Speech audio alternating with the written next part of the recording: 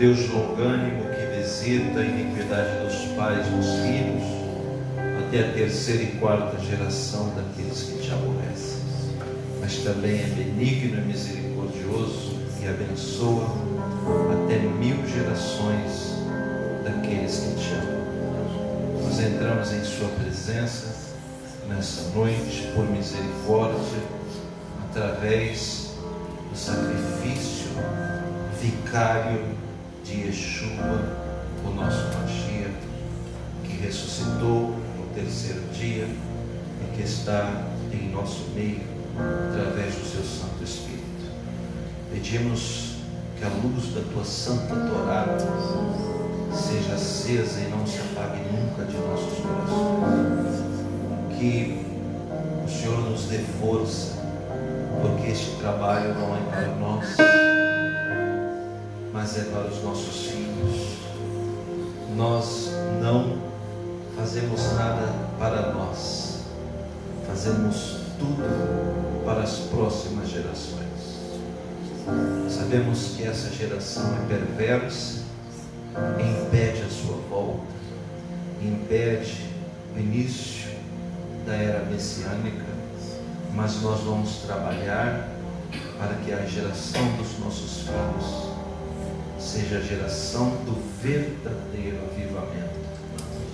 Não essa balela pela qual nós vivemos hoje, esse engodo, esse engano. Nós queremos de fato ser rechaçados e rejeitados por este mundo. Nós não queremos ter aliança nenhuma com este mundo. Não existe nada neste mundo que nos interesse. O que nos interessa é aquilo que vem de ti.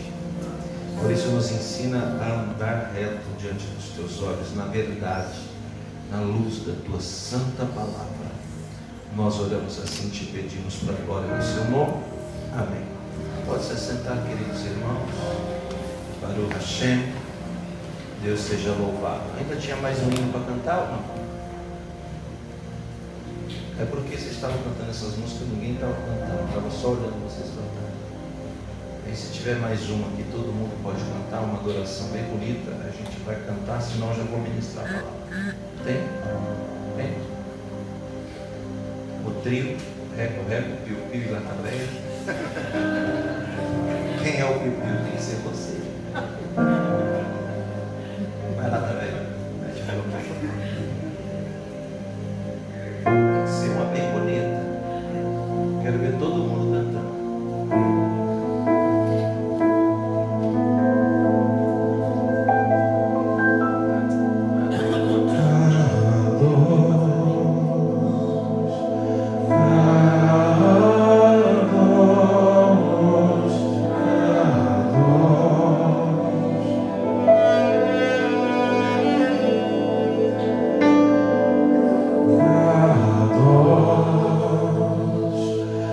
Oh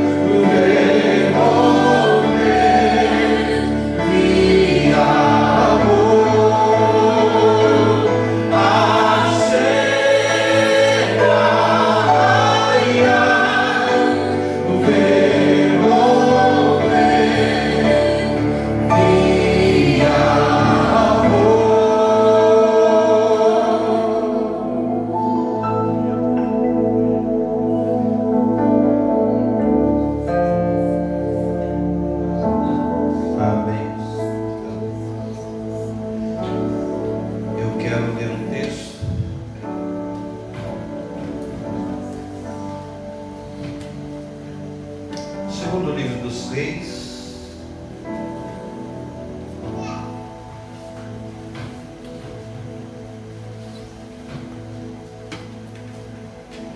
segundo Reis,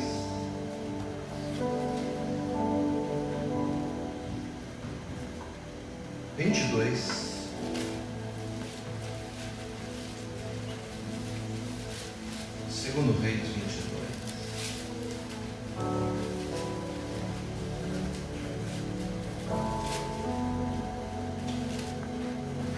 Verso 3, texto um pouco longo, eu preciso ler. Vocês sabem muito bem, vocês que são dessa casa, que quando eu vou fazer uma ministração, eu faço uma leitura pequena e já algumas situações, quando nem a leitura eu fiz. Esse texto eu preciso ler, ele quase todo. Nós precisamos ler para entender o que está escrito na palavra de Deus. Segundo Reis, capítulo 22, verso 3.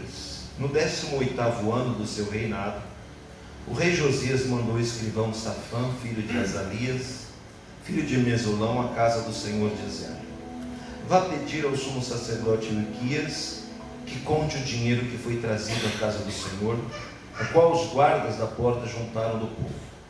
Que esse dinheiro seja entregue aos que dirigem a obra e têm o seu encargo na casa do Senhor, para que paguem aqueles que fazem a obra da casa do Senhor, para reparar os estragos do templo, aos carpinteiros, aos construtores e aos pedreiros, e que comprem madeira e pedras lavradas para repararem os estragos do templo. Mas não é necessário que prestem conta do dinheiro que lhe foi entregue, porque são honestos. Então o sumo sacerdote Ilquias disse ao escrivão Safã: achei o livro da lei na casa do Senhor. Ilquias entregou o livro a Safã e este o leu. Então o escrivão foi falar com o rei, que lhe deu o relatório, dizendo: os seus servos contaram o dinheiro que estava na casa do Senhor e o entregaram nas mãos dos que dirigem a obra e têm o seu encargo à casa do Senhor. Depois o escrivão anunciou ao rei: o sacerdote Ilquias me entregou um livro. E então o escrivão o leu diante do rei. Quando ouviu as palavras do livro da lei, o rei rasgou as suas roupas. Então deu ordens a Ilquias, o sacerdote, a Aicam, filho de Safã, a Aquibor, filho de Micaías, e a Safã, o escrivão, e a Asaías, servo do rei, dizendo: vão consultar o Senhor por mim, pelo povo e por todo Judá, a respeito das palavras deste livro que foi encontrado. Porque é grande o furor do Senhor que se acendeu contra nós, porque os nossos pais não deram ouvido às palavras deste livro, para fazerem segundo tudo o que está escrito a nosso respeito. Então o sacerdote Ilquias, Safã, Arbor, Aicão e Asaías foram falar com a profetisa Uda, esposa de Salum, encarregada das vestimentas da casa do Senhor, filho de Tikva, filho de Harás. Uda morava na parte nova da cidade, em Jerusalém. Eles lhe contaram o que havia acontecido, e ela lhe disse: assim diz o Senhor, o Deus de Israel: digam ao homem que os enviou a mim, dizendo: assim diz o Senhor, eis que trarei desgraça sobre este lugar e sobre os seus moradores, a saber, todas as palavras do livro que o rei de Judá leu, por terem me abandonado e queimado incenso a outros deuses, para me provocarem a ira com todas as obras das suas mãos. O meu furor se acendeu contra este lugar e não se apagará. Mas ao rei de Judá, que os enviou para consultar ao Senhor, digam o seguinte: assim diz o Senhor, o Deus de Israel, a respeito das palavras que você ouviu, visto que o seu coração se enterneceu e você se humilhou diante do Senhor, quando ouviu as ameaças que fiz contra esse lugar e contra os seus moradores, que seriam objeto de horror e de maldição, rasgou as suas roupas e chorou diante de mim, porém eu ouvi a sua oração, diz o Senhor. Por isso deixarei que você morra e seja sepultado em paz, e os seus olhos não verão todo o mal que trarei sobre este lugar. Então eles levaram a resposta ao rei. E o rei deu ordem a todos os anciãos de Judá e de Jerusalém que se juntaram a ele. O rei subiu à casa do Senhor e com ele foram todos os homens de Judá, todos os moradores de Jerusalém, os sacerdotes, os profetas, todo o povo, desde o menor ao maior. E o rei leu diante deles todas as palavras do livro da lei, da aliança que havia sido encontrado na casa do Senhor.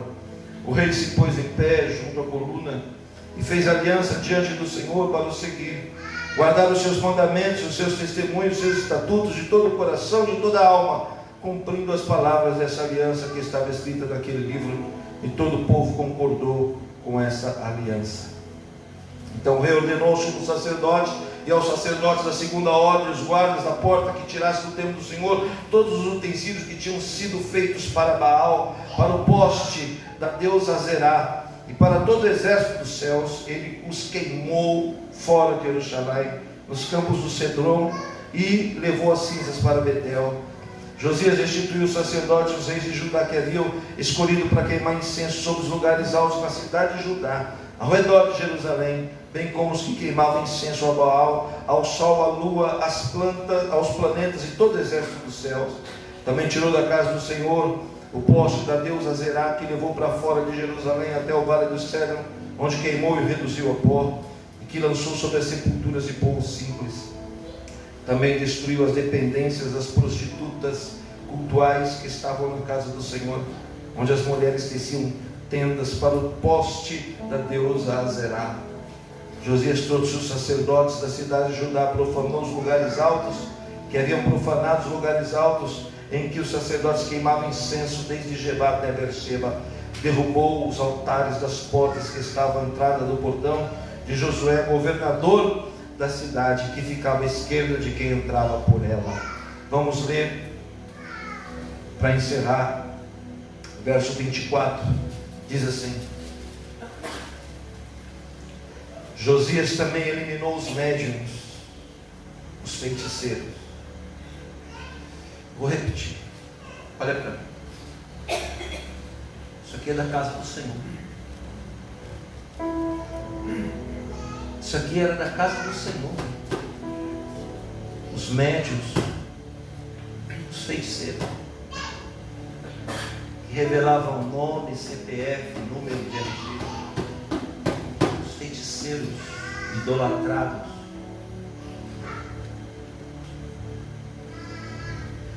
Também eliminou os médiuns, feiticeiros, ídolos do lar, os ídolos e todas as abominações que se viam na terra de Judá e em Jerusalém, para cumprir as palavras da lei que estavam escritas no livro que o sacerdote Uquias havia achado na casa do Senhor. Antes dele não houve rei que fosse semelhante e que se convertesse ao Senhor de todo o seu coração, de todo, não é apenas naquilo que convém, mas de todos. Não é só naquilo que te interessa, mas de todo o coração, de toda a sua alma e com todas as suas forças, segundo a lei de Moshe. E depois dele nunca se levantou outro igual. Porém o Senhor não desistiu do furor da sua grande ira, que se acendeu contra Judá, por causa de todas as provocações que Manassés o tinha irritado. Só até aqui.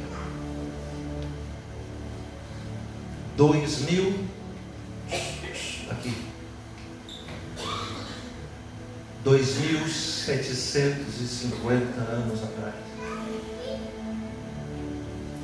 Há quem diga que a Bíblia não é um livro atual.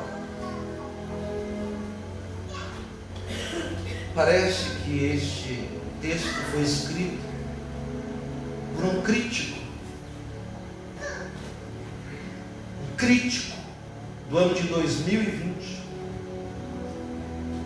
criticando a fé que se tem nos dias de hoje. 2.750 anos depois. Parece que foi ontem, parece que foi agora. Quando a gente lê o primeiro, o segundo livro dos reis, o primeiro e o segundo livro das crônicas.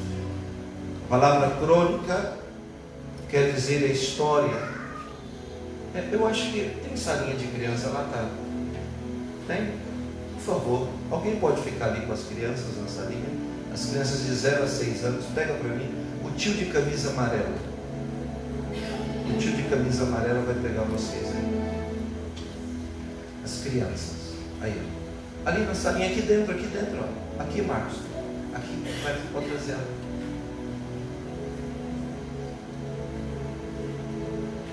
Liga o ar lá para elas, lá onde era a minha sala. Ali, ó, tem mais umas menininhas bonitinhas. Olha para mim. Quando a gente lê 1º e 2º Reis, 1º e 2º Crônicas, nós pensamos que deve ser algo muito complicado de se entender, porque é a narrativa da história dos reis de Israel e de Judá. É um embolo político terrível. É rei que sobe, é rei que desce, é rei que nasce, é rei que morre. Se a gente for ler a grosso modo, sem entender o contexto histórico, a gente realmente vai achar que o livro dos reis e o livro das crônicas é um dos livros mais chatos da Bíblia. Mas não é. Há uma palavra, existem 2 palavras inseridas nesses 4 livros que aparecem mais do que o próprio nome de Deus. É a palavra rei e a palavra trono. Como eu acabei de dizer, é rei que senta no trono, é rei que sai do trono, é rei que sobe para o trono, é rei que é destituído do trono. É assim o livro das crônicas inteiro. E o que isso tem a ver com a nossa vida? Isso tem a ver muita coisa com a nossa vida.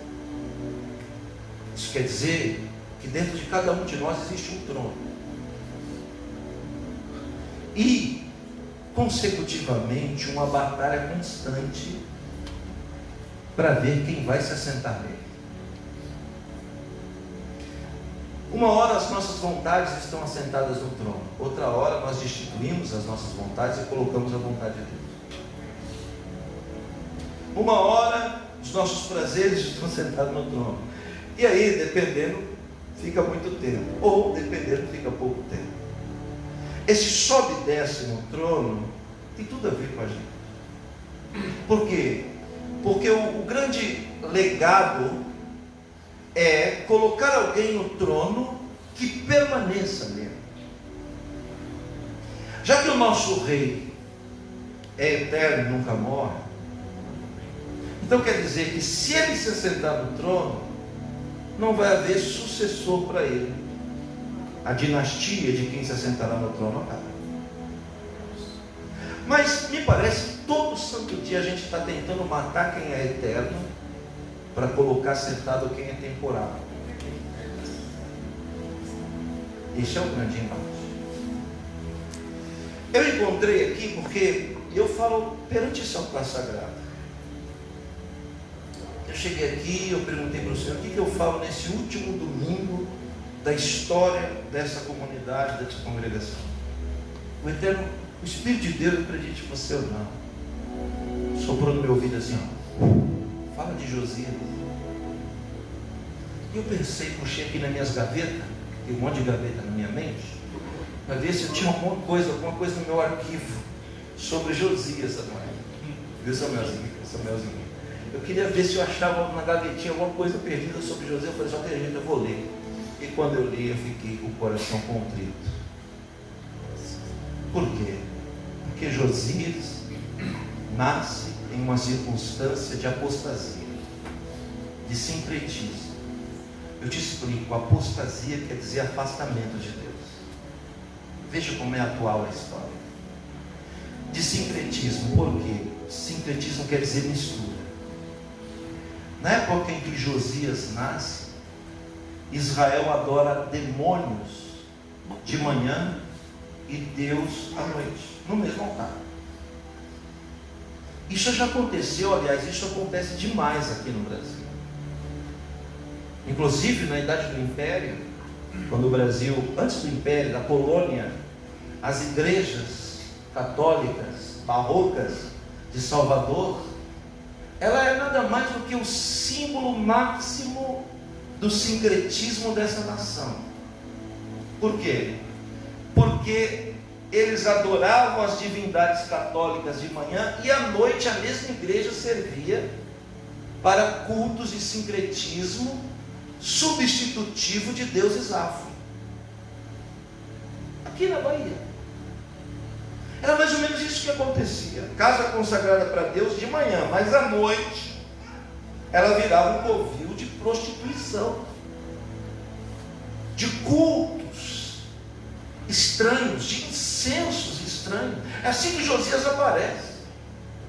O estado é tão caótico que a palavra diz que quando Josias é aquecido no seu coração para mudar aquela circunstância religiosa que a nação de Israel estava vivendo, ele diz o seguinte: pega o dinheiro que os guardas recolhem na porta. Olha o que ele fala: vamos reformar, uma reforma física mesmo, uma reforma física, vamos dar uma pintada nas paredes do templo, vamos colocar uma luz ali que queimou e tal. Faz o seguinte: o dinheiro que arrecada, entrega na mão da pessoa responsável, ele não precisa prestar conta, ele está, afinal de contas, ele está diante de Deus, então deixa ele fazer o que for. E no meio dessa reforma, mexendo nas bagunças, nos entulhos, mexendo nas coisas que estavam lá esquecidas, abandonadas, empoeiradas,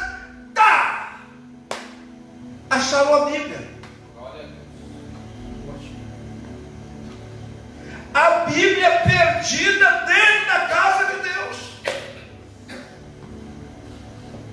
Por quê? Porque a casa de Deus estava envolvida com show pirotécnico, com dança homofóbica lá, sei lá o nome daquelas danças de baitola. Aí a igreja, ou a casa de Deus estava envolvida com política, a casa de Deus estava abraçada com o mundo, a casa de Deus estava envolvida com tudo, de modo que a palavra estava jogada lá no quartinho de entulho, esquecida, porque os crentes da época de Josias diziam assim: para que Bíblia? Para que a palavra de Deus? Papo furado esse? Não, aqui a gente faz o que o pastor manda, o que o rabino diz, o que o padre ensina, o que a palavra de Deus diz, para nós não significa tanto.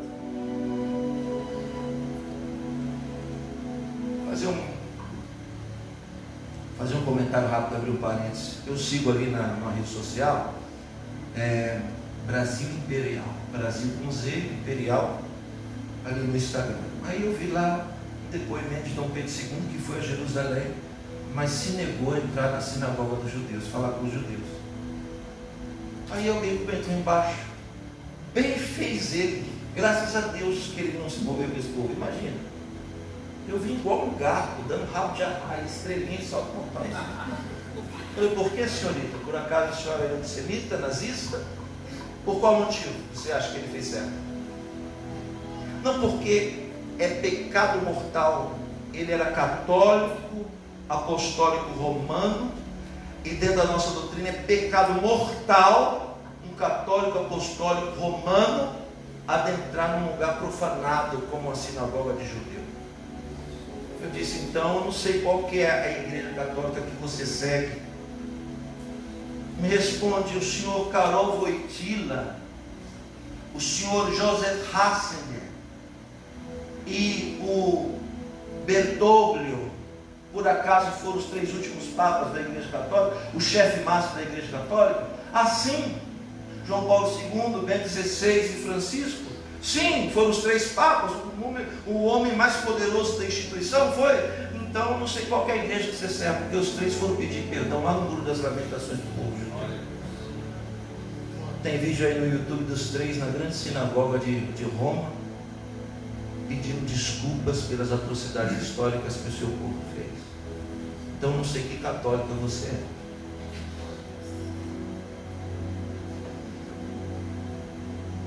A palavra de Deus nos dias de Josias estava jogada no quartinho no fundo,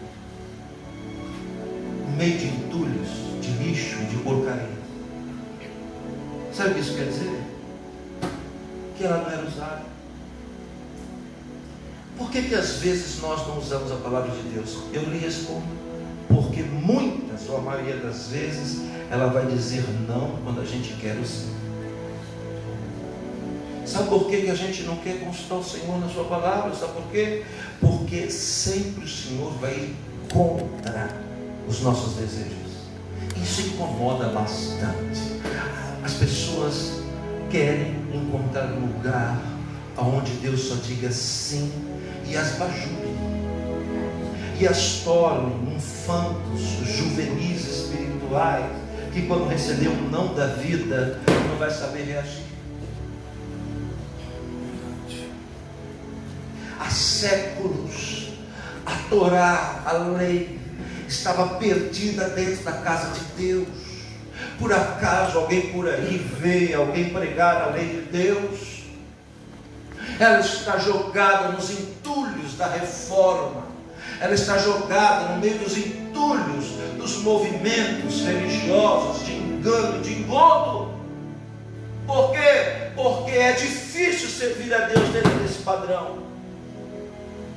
E ninguém quer o que é difícil. As pessoas querem o que é, o que convém. Olha, o cara achou no meio das bagunças lá, procurando lata, olhando para mim, procurando lata de tinta, pincel velho. Acharam lá no meio das bagunças uma Torá. Será isso aqui? Nem sabia o que era. Eu acho que é uma Torá. Então vamos fazer o seguinte, vamos levar para o rei. O sacerdote pega, dá uma limpada nela, leva para o rei diz, lê o que está escrito. Quando ele começou a ler, não matarás, não adulterarás, não dirás falso testemunho, não cobiçarás. Quando ele começou a ler a Torá, o rei foi ficando com vergonha. Vergonha do quê? Não era dele não, era dos seus pais. Era dos seus antepassados, era dos condutores que falharam na responsabilidade de conduzir a palavra genuína para frente. E a gente hoje não pode falhar na condução para os nossos filhos, para os nossos netos, para as gerações que virão depois da gente. Nós não podemos gerar filhos mimados espiritualmente. Quando o rei vê aquilo, irmão Augusto, quando ele lê aquilo, ele diz, isso aqui é a palavra de Deus. Isso aqui é a Torá, é a lei de Deus. O que o rei, a autoridade máxima da nação faz? Rasga as vestes. E ele percebe uma coisa, que a reforma das paredes não iria resolver a transformação que precisava dentro.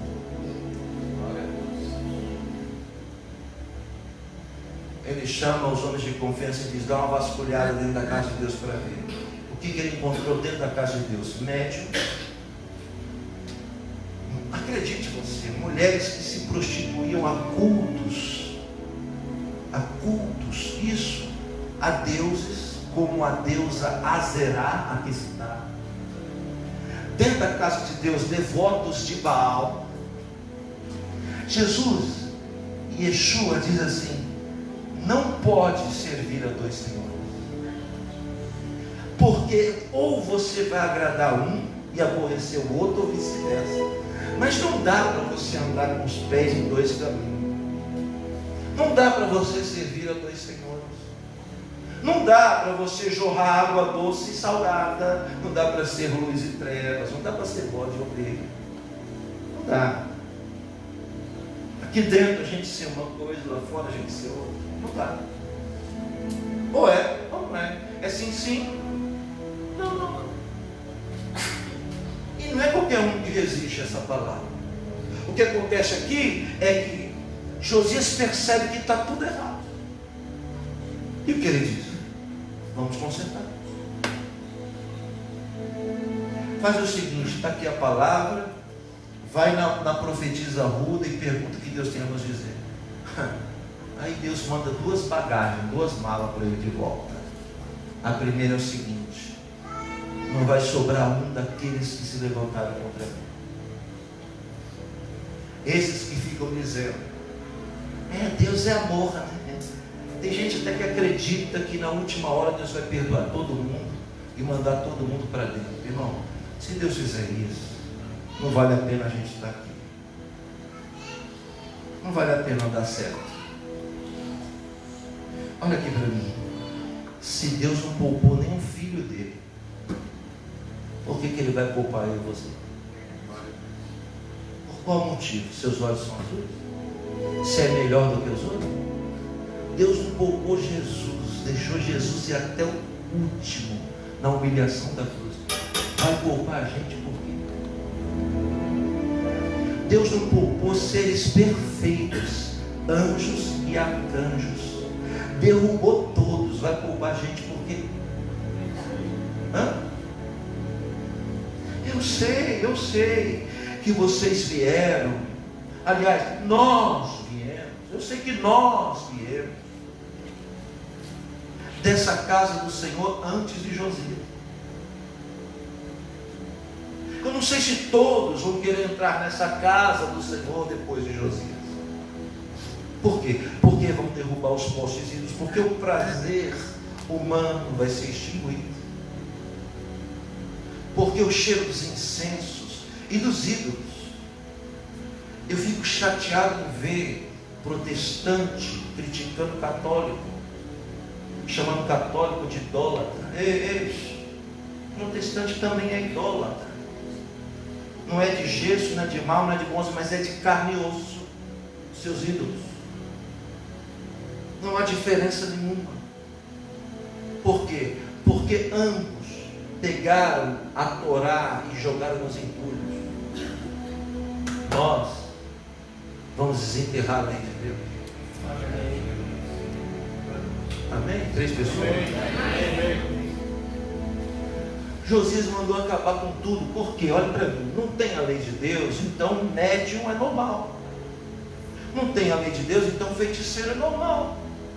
Porque quem vai contra o feiticeiro é a lei de Deus. Quem vai contra o médium, o agoreiro, é a lei de Deus. Quando a lei vem, ela traz a verdade. Quando a palavra vem, ela traz a verdade. Quando ela estoura nos olhos do rei, ele se rasga e diz: puxa, apoiei tanto aquele médium, aquele feiticeiro, aquele agoreiro, mas agora estou vendo que Deus não gosta disso. Vamos derrubar todos esses postes ídolos, não vai ficar só na reforma do templo, vamos transformar o que está dentro, o coração das pessoas. Leia a palavra para todo mundo ouvir, e todo mundo ouve a palavra pela primeira vez. Gente que estava dentro da casa de Deus e que nunca tinha ouvido a palavra de Deus. A primeira mala, Deus diz assim: pode avisar que eu vou cobrar com juros e correção toda a abominação que foi feita contra mim. Eu vou entregar essa nação na mão dos inimigos dela. Vou entregar. Às vezes a gente não entende por que o Brasil não vai para frente. Eu sei que está sendo gravado, eu vou falar mesmo. Às vezes a gente não entende porque um país igual ao nosso, para não falar o mais rico do mundo, um dos mais ricos do mundo, não vai para frente. Não vai por quê? Porque tudo isso é cobrança de Deus. Cobrança das afrontas. Olha aqui para mim. Tem 3 coisas que contaminam a terra: sangue derramado, lágrima derramada e sêmen derramado. Amaldiçoa um território por 7 anos. Imagine se a prática continuar durante gerações. Sangue derramado, homicídio; lágrima derramada, injustiça; sêmen derramado, pecado sexual, prostituição. Deus vai cobrar tudo. Pior é que quando isso está no nosso meio, aí é que é pior. Para encerrar o assunto, o rei Josias promove um grande reavivamento. As pessoas deixam seu coração contrito, e na segunda mala Deus diz assim: eu vou poupar você, porque eu vi quando você se humilhou. Você não vai morrer na espada do seu inimigo. Você não vai morrer de peste nem de praga. Josias, ninguém vai tocar em você. Você vai morrer em paz e vai ser sepultado em paz. Mas quando os seus olhos fecharem, eu vou atropelar a nação inteira.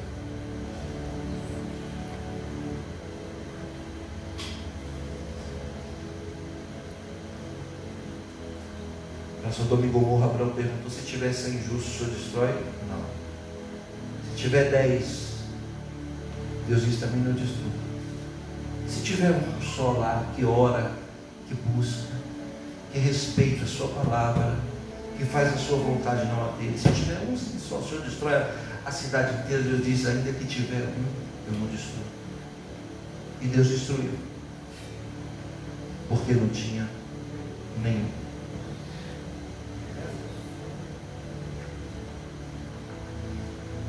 Hoje a gente quebra o último elo que a gente tinha com Roma. Hoje é o último domingo que a gente cultua. É pecado cultuar domingo? Não. Mas também não é mandamento. Não é mandamento. E eu não quero fazer o que alguém acha que eu devo fazer. Eu tenho que fazer o que Deus manda. Alguém está comigo nisso?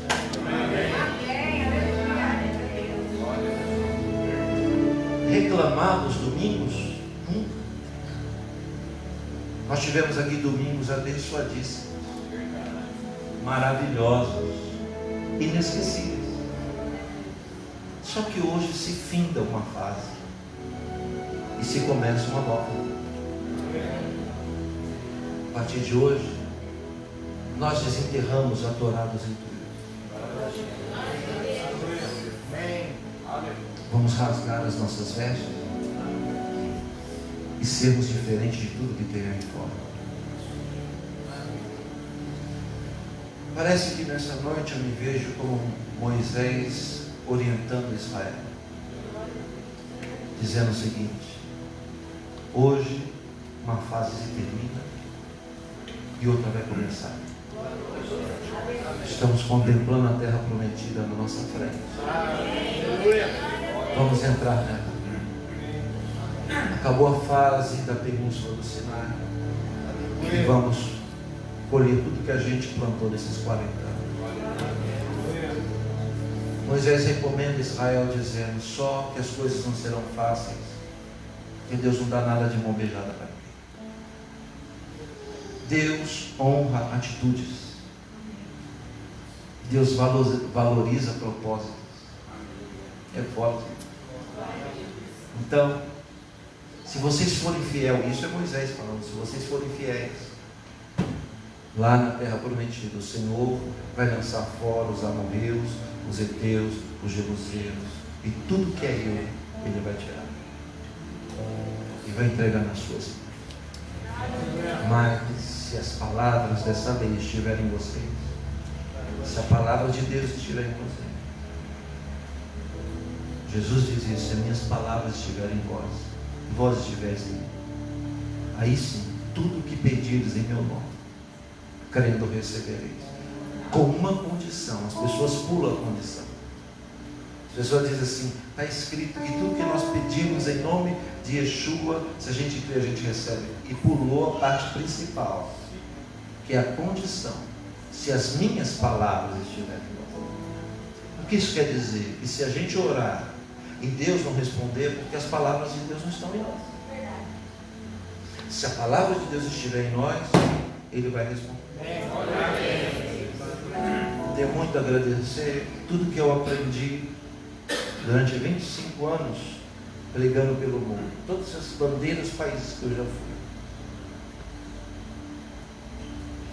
Ganhei muita experiência, vi muita coisa, mas agora eu estou partindo para uma nova fase, para uma nova época. Amém. Alguns disseram: vai tirar o domingo, vai ser suicídio, todo mundo vai fugir. Disse: não tem problema. Não é essa a minha intenção, porque está escrito: importa agradar a Deus e não aos homens. Ao respeito que tenho por todos vocês, mas eu estou aqui primeiramente por causa de Deus. Estou por causa de vocês também, mas estou por causa de Deus.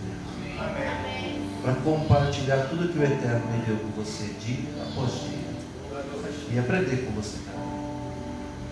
Nós vamos buscar o Eterno na forma primitiva, na forma correta, não na forma prática e facilitada romana, mas sim na forma correta, na forma certa.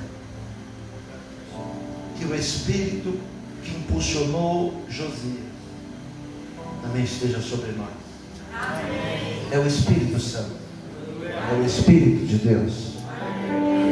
Esse é o seu papel, convencer o homem do pecado, do juízo e da justiça. A justiça de Deus vai se cumprir em nós. Nós não vamos rasgar. Essa parte aqui eu não quero rasgar. Essa daqui é umas bênçãos boas aqui. Não vou rasgar essa não. Essa daqui, isso não vai acontecer. Para nós não tem divisão. A palavra de Deus é uma só. É uma só. Vamos ser confrontados com muito não. Só ali tem 7 não contra 3 sim. Existem mais negativas do que positivas, claro. Conhecedor dos nossos intentos como Deus é. A gente vai ter que se acostumar mais com o não. E o não é bom. Nos evita de tragédias. Está lá, não matarás. Se a gente tirar não, vai estar escrito imperativamente, matarás. Acha que matar é bom? Está escrito lá, não adulterarás. Se a gente tirar o não, vai ficar imperativamente, adulterarás. É bom? Não. Assim caminha o mundo lá fora. E nós estamos aqui dentro, não é para caminhar como o mundo caminha. Estamos aqui para ser diferentes. Eu quero que as mulheres venham para frente para a gente acender as luzes da Hanukkah. A menorá com 9 hastes é a celebração dessa época do ano. Não há aqui árvores de Natal. Aqui nós acendemos o fogo da menorá, da Hanukkah, relembrando como Deus foi bom aos nossos antepassados.